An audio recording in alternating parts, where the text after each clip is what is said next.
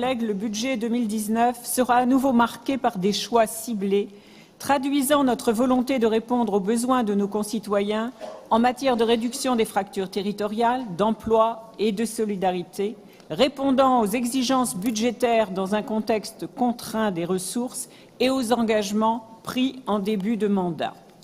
C'est un budget de plus de 128 millions d'euros que je vous propose aujourd'hui, dont 123,7 millions sont consacrés au fonctionnement et 120 millions à nos politiques de formation sanitaire et sociale.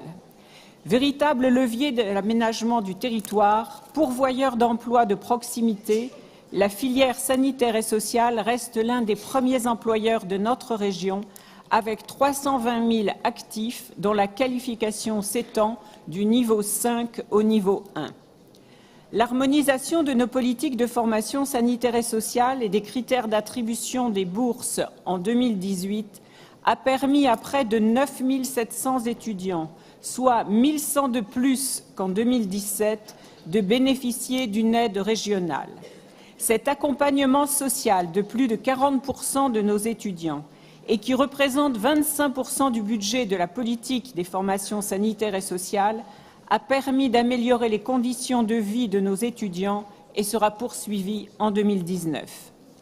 L'année 2019 sera l'année de la mise en œuvre de la nouvelle compétence régionale en matière de formation sociale.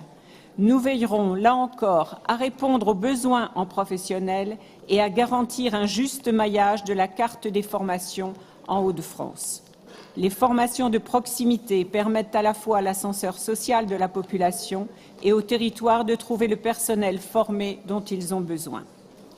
Quant à la santé, si elle relève d'abord de la compétence de l'État, elle est au cœur de nos préoccupations, de nos budgets et de nos compétences.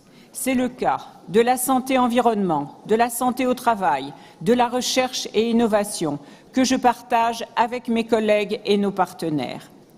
Face aux déserts médicaux, il n'existe aucune solution miracle pouvant à elle seule attirer de jeunes médecins vers les territoires sous-dotés. C'est un ensemble de mesures que nous continuerons à mobiliser.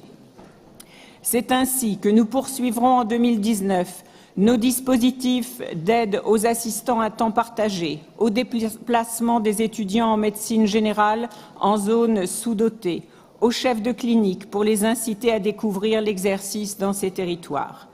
Avec mon collègue Salvatore Castiglione, nous poursuivrons les investissements pour le développement des structures d'exercice collectif, MSP, centres de santé et communautés professionnelles.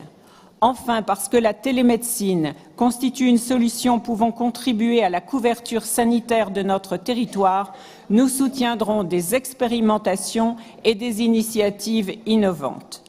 Par ailleurs, la région porte des actions de prévention, en particulier en direction des jeunes lycéens, apprentis, jeunes des missions locales ou relevant de la politique de la ville.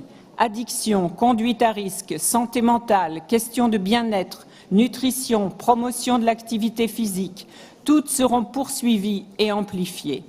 J'en profite pour saluer l'engagement de la Fédération de cardiologie.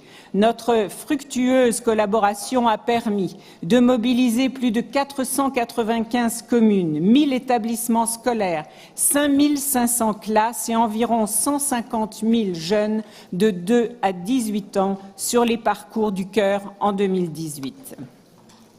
Des actions de soutien aux projets d'accompagnement de malades et de leurs familles, notamment des patients atteints de cancer, seront amplifiées en 2019.